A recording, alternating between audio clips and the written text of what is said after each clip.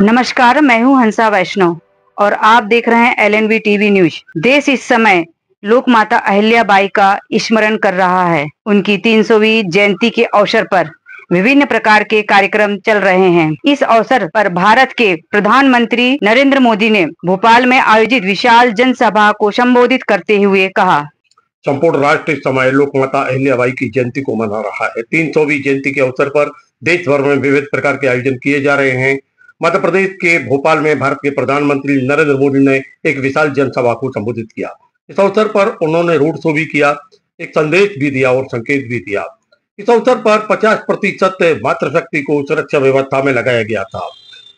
कार्यक्रम में मध्य प्रदेश के राज्यपाल मंगूभाई पटेल, मध्य प्रदेश के मुख्यमंत्री डॉक्टर मोहन यादव के साथ भारत सरकार के केंद्रीय मंत्री तथा मध्य प्रदेश सरकार के मंत्रियों की उपस्थिति रही तथा लाखों की संख्या में मातृशक्ति इस अवसर पर उपस्थित थी।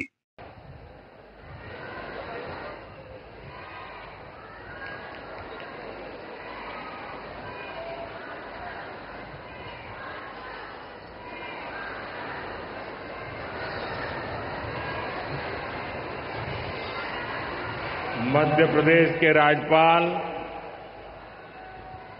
श्रीमान मंगूभाई पटेल, हमारे लोकप्रिय मुख्यमंत्री श्रीमान मोहन यादव जी, टेक्नोलॉजी के माध्यम से हमारे साथ जुड़े हुए केंद्रीय मंत्री, इंदौर से तोखन साहू जी, दतिया से राम मोहन नायडू जी, सतना से मुरलीधर मोहोल जी, यहां मंच पर उपस्थित राज्य के उप मुख्यमंत्री जगदीश देवड़ा जी, राजेंद्र शुक्ला जी, लोकसभा में मेरे साथी वीडी शर्मा जी, अन्य मंत्रीगण, जनप्रतिनिधिगण और विशाल संख्या में आए हुए मेरे प्यारे भाई और बहनों, सबसे पहले मैं मां भारती को, भारत की मातृशक्ति को प्रणाम करता हूं।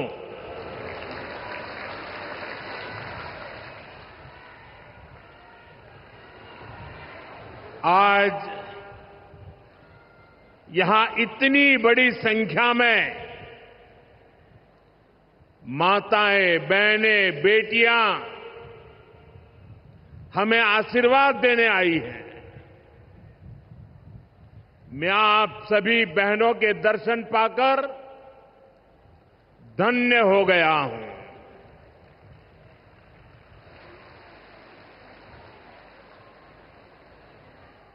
भाइयों बहनों, आज लोकमाता देवी अहिल्याबाई होलकर जी की 300वीं जन्म जयंती है। 140 करोड़ भारतीयों के लिए ये अवसर प्रेरणा का है। राष्ट्र निर्माण के लिए हो रहे भगीरथ प्रयासों में अपना योगदान देने का है। देवी अहिल्याबाई कहती थी कि शासन का सही अर्थ जनता की सेवा करना और उनके जीवन में सुधार लाना होता है। आज का कार्यक्रम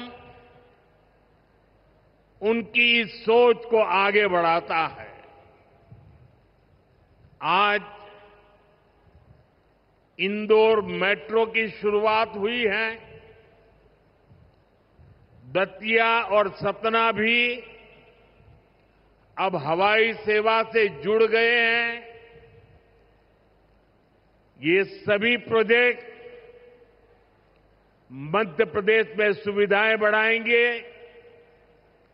विकास को गति देंगे और रोजगार के अनेक नए अवसर बनाएंगे। मैं आज इस पवित्र दिवस पर विकास के इन सारे कामों के लिए आप सबको, पूरे मध्य प्रदेश को बहुत बहुत बधाई देता हूं। साथियों, लोक माता देवी अहिल्याबाई होलकर, ये नाम सुनते ही मन में श्रद्धा का भाव उमड़ पड़ता है। उनके महान व्यक्तित्व के बारे में बोलने के लिए शब्द कम पड़ जाते हैं। देवी अहिल्याबाई प्रतीक है कि जब इच्छा शक्ति होती है, दृढ़ प्रतिज्ञा होती है, तो परिस्थितियां कितने ही विपरीत क्यों न हो, परिणाम लाकर दिखाया जा सकता है। 250-300 साल पहले जब देश गुलामी की जंजीरों में जकड़ा हुआ था, उस समय ऐसे महान कार्य कर जाना कि वह आने वाली अनेक पीढ़ियां उसकी चर्चा करें, ये कहना तो आसान है, करना आसान नहीं था। साथियों, लोक माता अहिल्याबाई ने प्रभु सेवा और जन सेवा, इसे कभी अलग नहीं माना। कहते हैं वे हमेशा शिवलिंग अपने साथ लेकर चलती थी। उस चुनौतीपूर्ण कालखंड में एक राज्य का नेतृत्व, कांटों से भरा ताज, कोई कल्पना कर सकता है? कांटों से भरा ताज पहनने जैसा वो काम, लेकिन लोक माता अहिल्याबाई ने अपने राज्य की समृद्धि को नई दिशा दी। उन्होंने गरीब से गरीब को समर्थ बनाने के लिए काम किया। देवी अहिल्याबाई भारत की विरासत की बहुत बड़ी संरक्षक थी। जब देश की संस्कृति पर, हमारे मंदिरों, हमारे तीर्थ स्थलों पर हमले हो रहे थे, तब लोक माता ने उन्हें संरक्षित करने का बीड़ा उठाया। उन्होंने काशी विश्वनाथ सहित पूरे देश में हमारे अनेकों मंदिरों का, हमारे तीर्थों का पुनर्निर्माण किया। और ये मेरा सौभाग्य है कि जिस काशी में लोक माता अहिल्याबाई ने विकास के इतने काम किए, उस काशी ने मुझे भी सेवा का अवसर दिया है। आज अगर आप काशी विश्वनाथ महादेव के दर्शन करने जाएंगे तो वहां आपको देवी अहिल्याबाई की मूर्ति भी वहां पर मिलेगी। साथियों, माता अहिल्याबाई ने गवर्नेंस का एक ऐसा उत्तम मॉडल अपनाया जिसमें गरीबों और वंचितों को सबसे ज्यादा प्राथमिकता दी गई। रोजगार के लिए, उद्यम बढ़ाने के लिए उन्होंने अनेक योजनाओं को शुरू किया। उन्होंने कृषि और वन उपज आधारित कुटीर उद्योग और हस्तकला को प्रोत्साहित किया। बात करते हैं सड़क दुर्घटनाओं की, तो दमोह जिले में पिछले 2 वर्षों की तुलना में 2024 में सबसे ज्यादा मौतें हुई हैं। सड़क दुर्घटनाओं पर रोक लगाने कलेक्टर सुधीर कुमार कोचर ने प्रयास तेज कर दिए हैं। दमोह में सड़क दुर्घटनाओं का आंकड़ा लगातार बढ़ता जा रहा है। वर्ष 2024 में 295 लोग असामयिक काल के गाल में समा गए सड़क दुर्घटनाओं के कारण। सड़क दुर्घटनाएं क्यों होती हैं, क्या समस्याएं हैं और उनका निराकरण कैसे हो सकता है, इसके लिए दमोह कलेक्टर सुधीर कुमार कोचर ने एक पत्र निदेशक मौलाना आजाद राष्ट्रीय प्रौद्योगिकी संस्थान मिनिट भोपाल को लिखा और फिर वहां से एक टीम दमोह पहुंची जिसने दमोह के सभी उन चिन्हित ब्लैक स्पॉटों पर जाकर कारण समस्या का वहां पर जायजा लिया, क्या समस्या आती है और उसका निराकरण कैसे कर सकते हैं। इस विषय पर एक एक बिंदु को लेकर उन्होंने जांच की। ये दल पूरे दिन भर भ्रमण करता रहा। किस प्रकार भ्रमण हुआ, क्या समस्या सामने आई और उसका निराकरण कैसे हो सकता है, इसके संबंध में हमने उन अधिकारियों से चर्चा की जो यहाँ पर आए हुए थे जांच के लिए। वहीं दूसरी ओर हमने चर्चा की दमोह के कलेक्टर सुधीर कुमार कोचर से। लास्ट वीक जो है कलेक्टर साहब का मेरे पास फोन आया था कि दमोह में जो है थोड़ा सा एक्सीडेंट काफी हो रहे हैं, तो उसका कुछ सेफ्टी मेजर क्या क्या हो सकते हैं उसके लिए। तो हमने उनको आज का टाइम दिया और तो हमने एक हमारी टीम आई हुई है मैनेज से पूरी 4-5 लोगों की। तो हमने पूरा सारे जितने भी लोकेशंस जो ब्लैक स्पॉट्स है सब उसको विजिट किया है। तो उसमें ऐसा नहीं है कि जो है थोड़ा सा इशू तो है, क्योंकि अगर कोई एक्सीडेंट हो रहा है तो हमें कहीं ना कहीं गलती है, हमारी गलती है। तो उसमें ऐसा नहीं कि रोड खराब है, लेकिन थोड़ा सा अवेयरनेस है, थोड़े से कुछ जो स्ट्रीट फर्नीचर्स हैं, जो बेसिक इंफ्रास्ट्रक्चर है, ठीक है, उसको कैसे अपन और इम्प्रूव बेहतर कर सकते हैं, उस पर थोड़ा सा हमको अभी इस पर स्टडी करना है। तो अभी हमारा सोचना ये देखिए कि अभी नेक्स्ट वीक हम आएंगे अब, और उसके बाद पूरी टीम के साथ में तो जो भी डेटा कुछ सर्वे भी करना है वो सब करने के बाद हम उसमें जो भी दमोह के बेहतरी के लिए जितना भी कर सकते हैं और कोशिश करेंगे कि बिल्कुल जीरो एक्सीडेंट हो। जो लोकेशंस हमको दी गई है जिसमें अभी जो हमने विजिट किया है, तो हम काफ़ी कुछ का कारण भी समझ में आ गया हमको कि एक्सीडेंट क्यों हुए। अगर कोई भी एक एक्सीडेंट हो रहा है तो इसका मतलब कहीं ना कहीं तो कुछ ना कुछ तो लैकुना है, तो वो काफ़ी कुछ कारण हमको समझ में आ भी गया है।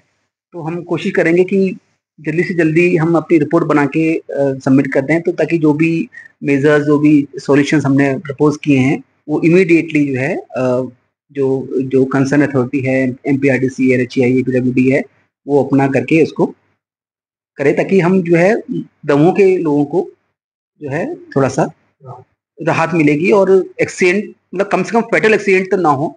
और साथ में एक ये भी है कि हमको भी हमारे भी कुछ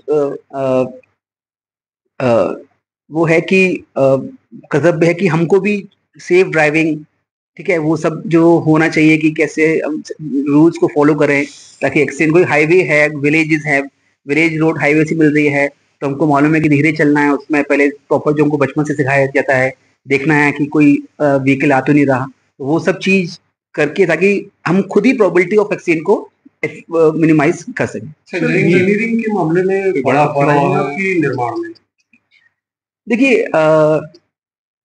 इंजीनियरिंग तो बहुत ज्यादा नहीं आया, क्योंकि क्या है, ज्यादा कर्व्स नहीं है, ऑलमोस्ट स्ट्रेट रोड्स है। लेकिन क्या होता है कि स्पेशली हम सेफ ड्राइविंग की जब बात करते हैं तो कुछ हमको फीचर्स, कुछ स्ट्रीट फर्नीचर देने पड़ते हैं उनको, ठीक है, ताकि रात में दिखे, साइनेज दिखे लोगों को। साइनेज होना चाहिए, कौन सी साइनेज है, उसकी क्या लोकेशन होती है, क्या उसके स्टैंडर्ड होते हैं। रोड मार्किंग है, रोड मार्किंग बहुत बड़ा फैक्टर है कि वो आपको बताता है कि ये आपका डेडिकेटेड लेन है, आपको यहाँ चलना है, ठीक है। और साथ में फिर आपका जो आपके स्टड्स हैं, जो रात में भी अंधेरे में भी आपको बताएंगे कि रोड आगे आगे तक जा रही है, ताकि आप रोड से बियॉन्ड ना जाएं।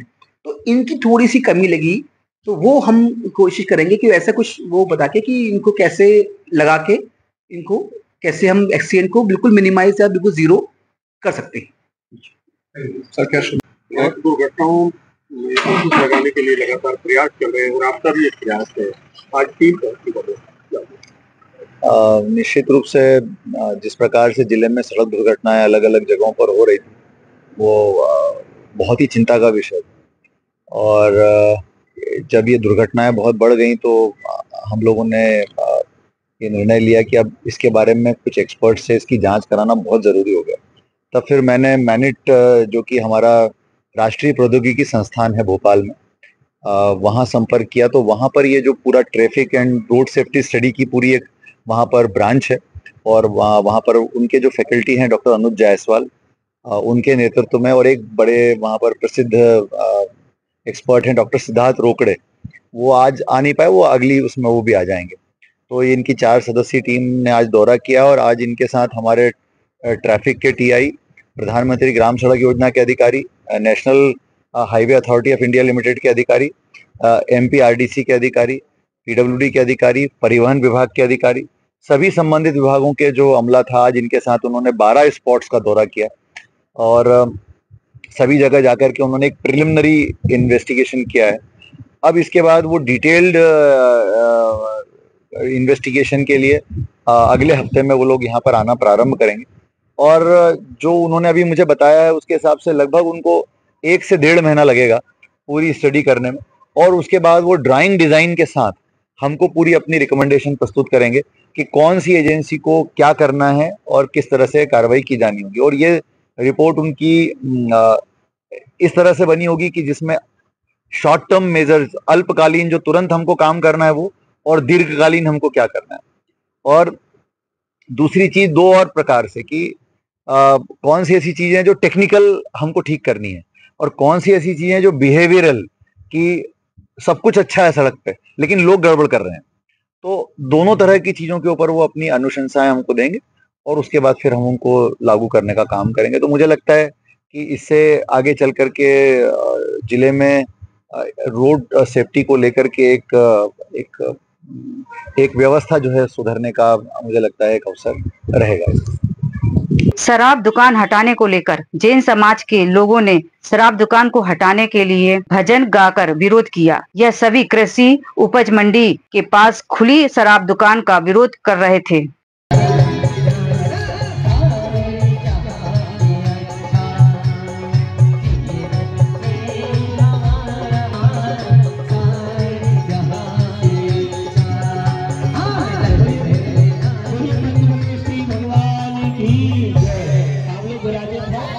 या कुछ कुर्सियां और बुला दें, टेंट वालों से बोल दीजिएगा व्यवस्था।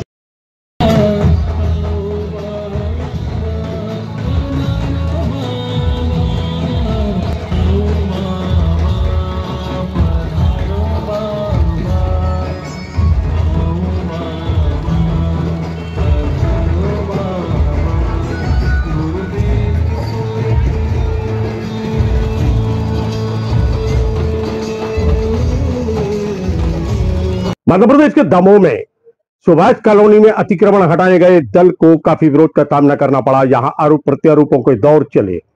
अतिक्रमण हटाने गए दल के सामने लोगों ने आरोप लगाए कि यहां मोहद्दे की राजनीति चल रही है और लोगों के अतिक्रमण हटाए जा रहे हैं जो कहीं जिनकी कहीं पहुंच नहीं है, और उन लोगों के अतिक्रमण हटाने से कतरा रहा है प्रशासन जो दबंग हैं। बताया जा रहा है कुछ लोग अपने मकानों में ताला लगाकर वहां से चले गए हैं, कुछ लोगों की पहुंच है जिसके कारण प्रशासन इनके अतिक्रमण को हटाने में विलंब कर रहा है। अब देखना होगा कि किस प्रकार कार्रवाई आगे बढ़ती है। हालांकि प्रशासन ने कुछ अतिक्रमणों को यहां से हटा दिया है। ज्ञात हो कि नगर में गत वर्ष हुई बारिश में पानी भरा था और बताया जा रहा है कि यहाँ के नाले में अतिक्रमण होने के कारण ये व्यवधान पैदा हुआ था। यहाँ पर काफी मात्रा में भर गया था, जिससे लाखों रुपए का नुकसान सुभाष कॉलोनी के लोगों की सामग्री का हुआ था। 7-8 फीट पानी भरा था, लोगों को नाव से बाहर निकलना पड़ा। बार बार कलेक्टर साहब से निवेदन करने के बाद नाले की चौड़ाई बढ़ाने के लिए नगर पालिका प्रशासन और पुलिस प्रशासन और नजूल प्रशासन की पहल पे यहाँ पर जेसीबी और पोकलेन मशीन से सफाई की गई है। कल पूरा पुलिस बल अमला आया था, लेकिन पोकलेन मशीन ना आने के कारण काम नहीं हो पाया। आज सुबह से पोकलेन मशीन काम कर रही है और नाले से लगभग नाले की चौड़ाई 40 फीट है, फिर भी खुदाई करके 20 फुट और चौड़ाई बढ़ाई जा रही है। लेकिन बीच में कुछ अतिक्रमण के व्यवधान आ रहे हैं, जिसमें पुलिस बल हमारे पास है, नगर पालिका का अमला हमारे पास है। लेकिन ये सामने जो आप मकान देख रहे हैं, यहाँ से मशीन आगे नहीं जा पा रही है। और यहाँ कुछ सुबह के समय तहसीलदार महोदय और एसएलआर महोदय यहाँ पर थे, लेकिन वर्तमान में 2 घंटे से पूरा अमला बैठा हुआ है। यहाँ पे कोई मजिस्ट्रेट रैंक का अधिकारी अगर यहाँ पे होता तो अतिक्रमण की कार्रवाई हम आगे सुचारू रख पाते, लेकिन बीच में ये कार्रवाई रोकना पड़ रही है। इसे माननीय आपकी मीडिया के माध्यम से कहना चाह रहा हूँ माननीय कलेक्टर साहब से कि कम से कम जब पूरा प्रशासनिक अमला काम करता है तो यहाँ मजिस्ट्रेट रैंक के एसडीएम साहब या तहसीलदार महोदय यहाँ पर रह के काम करवाएं, तब जाके यहाँ अतिक्रमण नाले के ऊपर अतिक्रमण का काम पूरा हो पाएगा। और बारिश आने वाली है, नगर पालिका का अमला लगा हुआ है, लाखों रुपए पोकलेन मशीन के किराए में खर्च हो रहे हैं। अगर प्रशासनिक अमला सहयोग नहीं करेगा तो नाले की सफाई कैसे हो पाएगी। फिर से कलेक्टर साहब से निवेदन करूंगा कि प्रशासनिक अमला यहाँ पे बढ़ाया जाए, जिससे नाले की सफाई हो जाए। यहाँ पर कोई अधिकारी नहीं है और जो अतिक्रमण तोड़े जा रहे हैं। नजूल और नगर पालिका का पूरा अमला है और ऐसा नहीं है, ये एक मकान फंस रहा है, लेकिन वो एक सप्ताह से बाहर है। जब वो आ जाएगा तो विधिवत उसकी कार्रवाई करके मकान गिराएगा। तो आरोप है कि तो यहाँ पर कोई अधिकारी नहीं सभी नगर पालिका और जैसे नजूल की सभी कर्मचारी हैं। सर, जैसे वो बाहर हैं और बारिश होने वाली है, फिर पानी की निकासी के लिए व्यवस्था की जा रही है, कोई दूसरा विकल्प नहीं है इसके लिए? विकल्प रास्ता खुद रही जीवीसी मशीन से हमें नाला चौड़ीकरण करा रहे हैं और यहाँ से वहाँ तक रोड तक मूल रोड तक। नहीं सर, मकान गिराने का कोई विकल्प नहीं है क्योंकि इससे रुका हुआ काम। उनकी अनुपस्थिति में कैसे मकान गिरा? तो क्या लगता है कब तक कार्रवाई उनकी कार्रवाई एक चिंता के अंदर? क्या नाम रखते हैं सर? सिंह नायक। शहर में इस बार फिर आशंका व्यक्त की जा रही है कि बारिश का पानी भर सकता है और प्रशासन लगातार इस प्रयास में है कि किसी प्रकार की परेशानी आम जनमानस को ना हो, और इसी बात को लेकर लगातार नाले के समीप के अतिक्रमणों को हटाने का क्रम जारी है। मित्रों नमस्कार, आप हमारे इस चैनल को लाइक करें, कमेंट्स करें और सब्सक्राइब करें।